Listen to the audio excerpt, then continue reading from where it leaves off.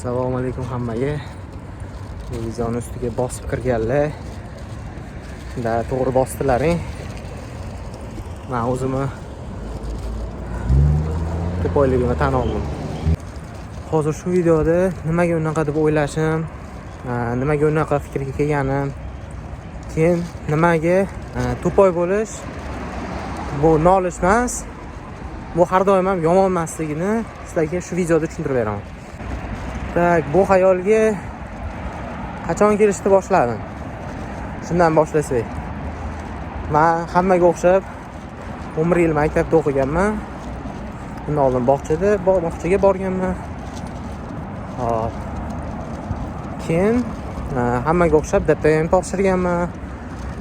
Hammaga o'xshab universitetga kirganman. Endi hammaga o'xshab emas, universitetga kirganman. Bu narsa maktab paytimda qattiq sezilardi demayman-ku, lekin o'shanda ham 10-11-sinflarda sezilardi. Men boshqalarga qaraganda sal sekinroq misollarga yetishim, bir xil narsalarni sekinroq o'zlashtirishim o'zimga sezilardi. Lekin aynan boshlang'ich sinflarda emasda, oxirrog'ida hamma repetitorga borib, kimdir ingliz tili, kimdir adabiyot, kimdir tarix, kimdir ingliz tilini aytdim, matematika, fizikani o'qib imtihonga tayyorlanayotgan payti men faqat ingliz tilini tanlaganman. Ingliz tilida ham 11-sinfda bitirgunimcha IELTS o'sha ingliz tilini bilish darajamni bilib beradigan sertifikatni olmaganman. O'z vaqtida demoqchiman. Hamma bu narsaga ulgurgan 11-sinfda oxirigacha ko'pchilik, men ulgurmaganman. Mana maktabda oxirrog'idan shu narsani sezishni boshlaganman.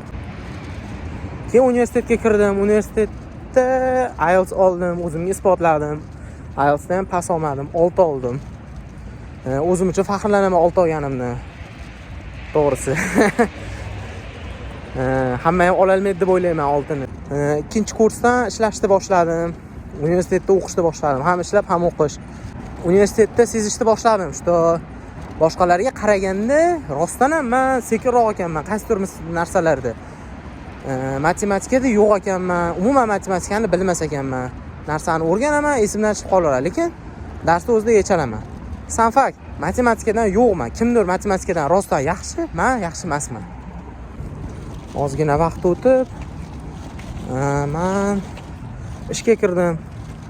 Ishga kirganimda ko'p xato qilaman. Hozirgacha shunaqa. Ko'p narsani eslab qolmayman.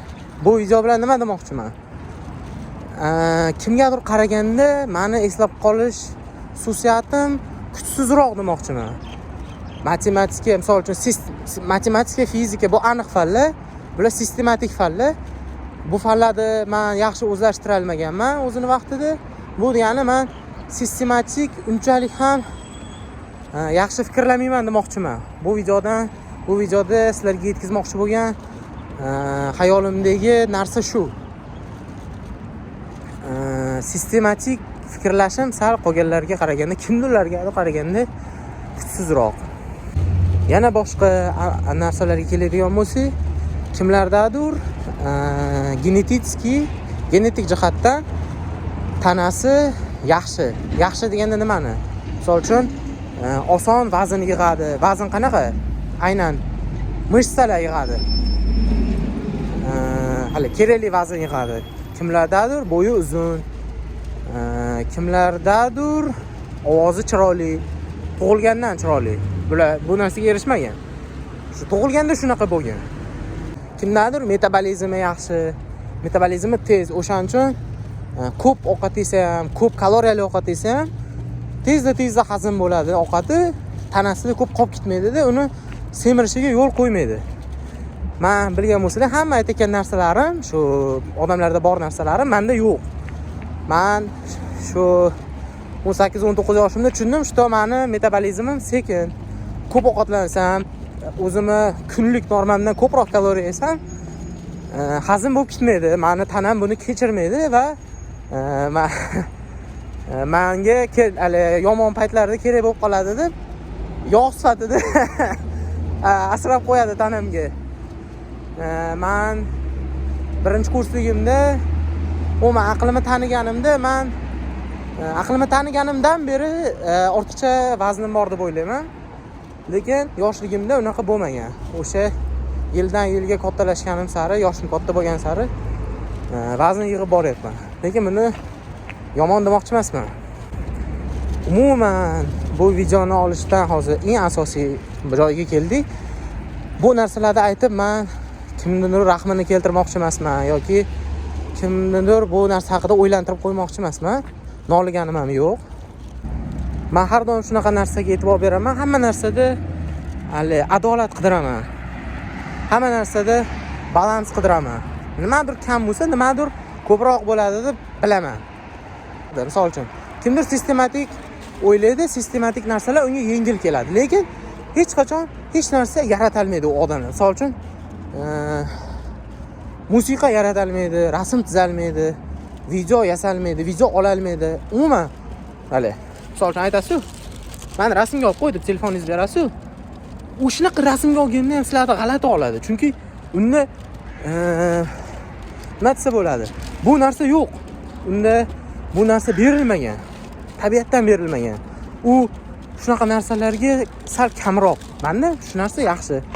Misol uchun, men videolar olishni yaxshi ko'raman.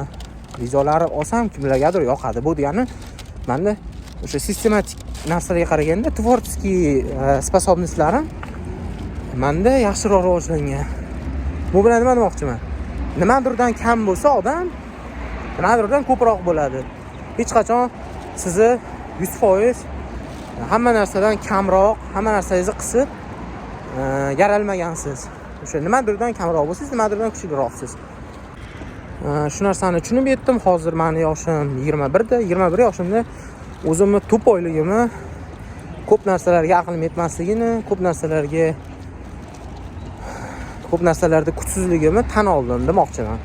Bu narsadan nolimayman.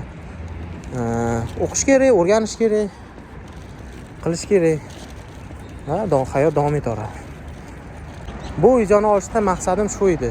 Nolishmas yoki bir narsani sizlarga o'rgatishmas, o'ylantirib qo'yishmas, maqsadim shu edi. Men o'zim nimanidir tushunganimni sizlarga ham tushuntirmoqchi edim. Videoni ko'rganligingiz uchun rahmat. Xayr. Videoni oxirida sizlardan bitta narsani iltimos qilmoqchi edim. Bu videoni bitta ssenariy bo'yicha olmaganman yoki biror joyda o'tirib olmaganman. Videoda meni gaplarim chalkash bo'lishi mumkin. Misollarim oxirgacha o'ylab topilmagan bo'lishi mumkin. Umuman video oxirgacha qilinmagan deb tuyulishi mumkin. O'shaning uchun meni qattiq urishmaysizlar degan umiddaman. Shu. Keyingi videolarda yana men haqimda boshqa narsalar gapirib beraman sizlarga. Shuning uchun kutinglar.